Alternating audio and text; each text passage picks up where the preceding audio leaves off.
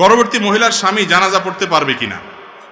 কত ফতোয়াবাজি যে আমাদের দেশে মহিলাদের বিরুদ্ধে চলে, যত ফতোয়ার অত্যাচার দুই শ্রেণী মানুষের উপরে, এক হলো মহিলা আর একটা হলো মসজিদের ইমাম সাহেব মুয়াজ্জিন সাহেব।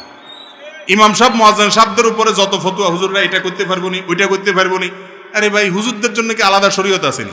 আর মহিলাদের জন্য যত সব উল্টাপাল্টা কথা। খবরদার, এরকম কোন কুসংস্কার ইসলামে নাই। কোন মহিলা গর্ভবতী থাকলে তার স্বামী জানাজা পড়বে না পড়বে তার ব্যাপার, এটার লগে মহিলার কি সম্পর্ক? কয় মহিলা নাকের ইয়া খুললে, আপনার নাকফুল খুললে কয় স্বামীর ক্ষতি হয়ে যায়, এসব কথা বলে না বলে না? আমি বলি যে এইটা যদি সত্য হতো তাহলে মহিলারা তো বিরাট বড় অস্ত্র হাতে পেয়ে যেত, কারণ স্বামী তেরিং বিরিং করলে সাথে সাথে নাকফুলটা খুলে ফেলাইত। যে চান্দু কাহিনী করবা তুমি, নাকফুল খুলে বলবো তোমার ক্ষতি হয়ে যাবো, এসব হাস্যকর কথা, ফালতু কথা। মহিলার নাকফুল থাকলেই কি এতে স্বামীর কোনো ক্ষয়ক্ষতি হবে? এগুলো কুসংস্কার, এগুলোকে আমাদের দূর করতে হবে।